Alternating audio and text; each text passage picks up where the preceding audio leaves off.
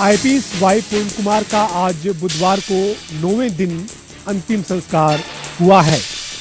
Y पूर्ण कुमार की दोनों बेटियों ने उन्हें मुख अग्नि दी है और इसके साथ ही राजकीय सम्मान के साथ उनका अंतिम संस्कार किया गया है।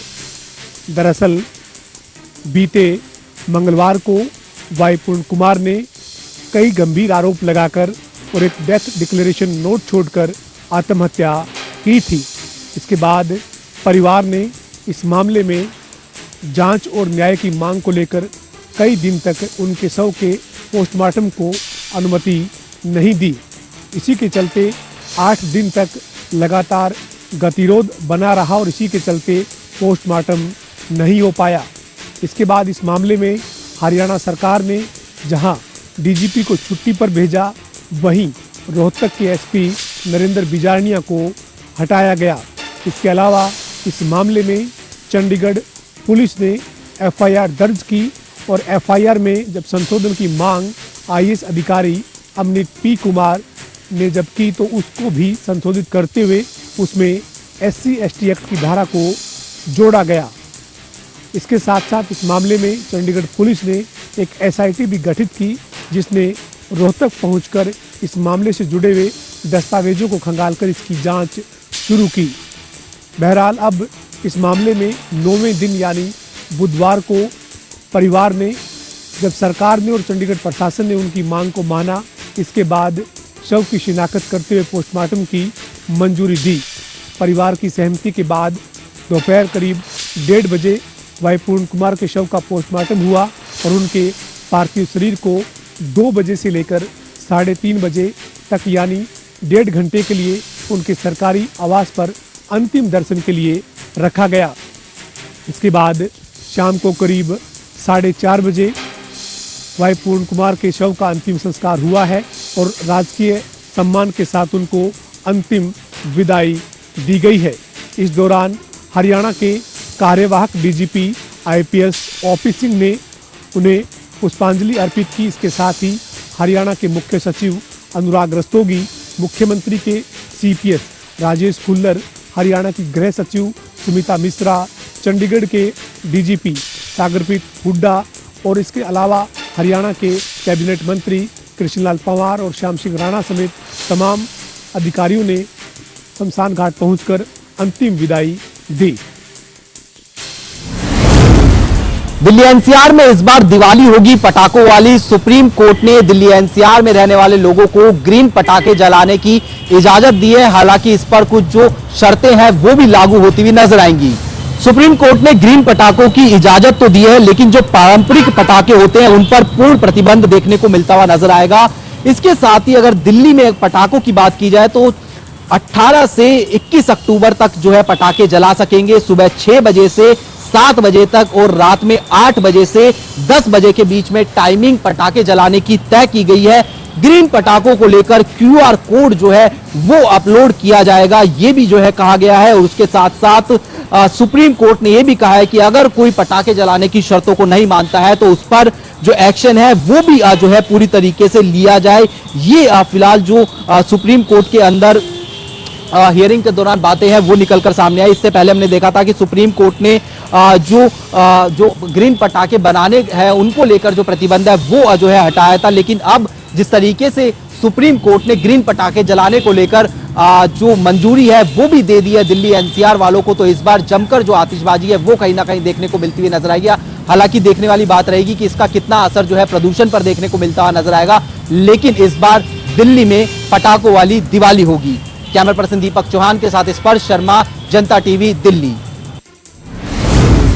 गुरुग्राम में दिल्ली जयपुर नेशनल हाईवे पर एक चलते हुए ट्रक में आग लग गई। आग इतनी भीषण थी कि जो ट्रक के ड्राइवर है उसे कूदकर अपनी जान बचानी पड़ी। फिलहाल इस पूरी घटना में किसी के हताहत होने की कोई खबर सामने नहीं आई और वहीं सूचना मिलते ही फायर विभाग की जो टीम है वो मौके पर पहुंची और दमकल विभाग द्वारा कड़ी मशक्कत के बाद आग पर काबू पाया गया। वैसे में ड्राइवर का भी ये कुछ कहना है कि चलते हुए ट्रक में जो है आग लग गई, जिसके बाद उसे कूदकर अपनी जान बचानी पड़ी।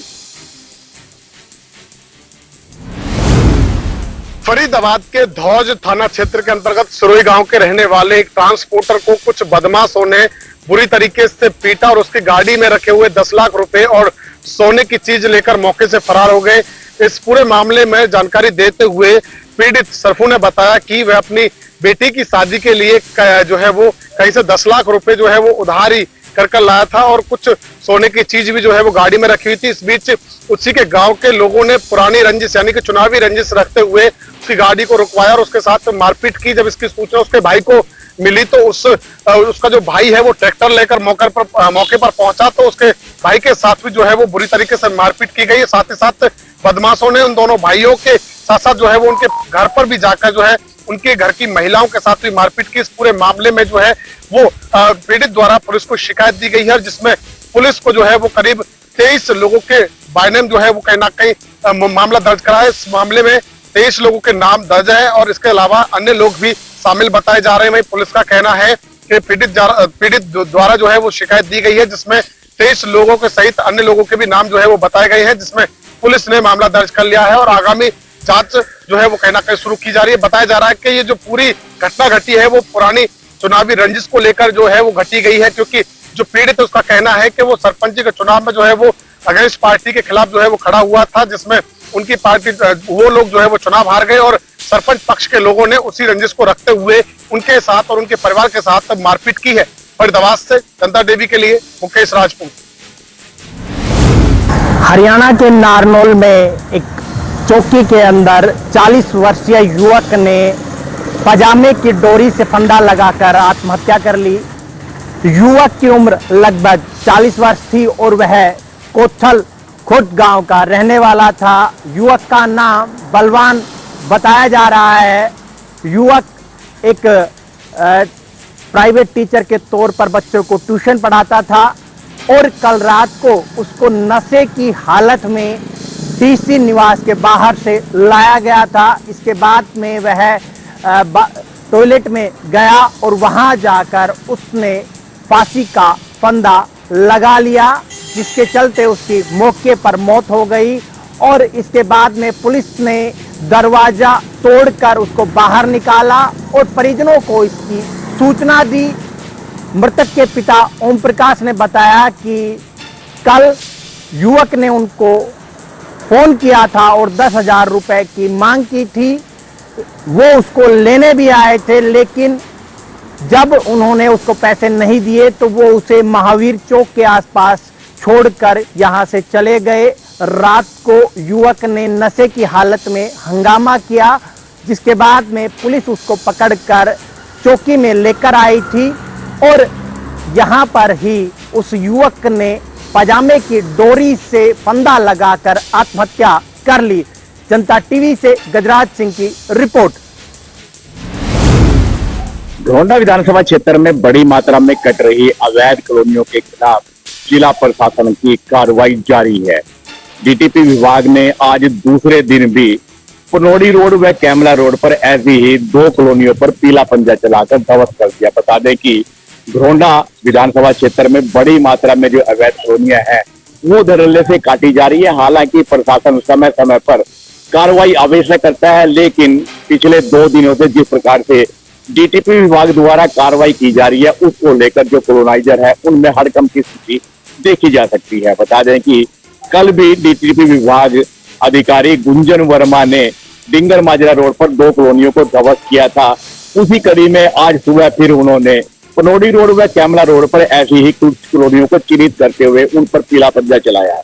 गुंजन वर्मा का कहना है कि जिस प्रकार से घोंडा में अवैध कॉलोनियां कटने की सूचना मिली है उस पर प्रशासन पूरी तरह से सजग है और यह कार्रवाई लगातार आगे भी जारी रहेगी। उन्होंने लोगों से भी अपील की है कि ऐसी अवैध कॉलोनियों में वो अपना आशियाना या प्लाट ना खरीदें, नहीं तो प्रशासन की कार्रवाई इसी प्रकार से जारी रहेगी और उनकी जो खून पसीने की कमाई है उस पर कहीं ना कहीं ग्रहण लगने की आशंका बनी रहेगी। घोंडा से जनता टीवी के लिए सुशील कौशिक।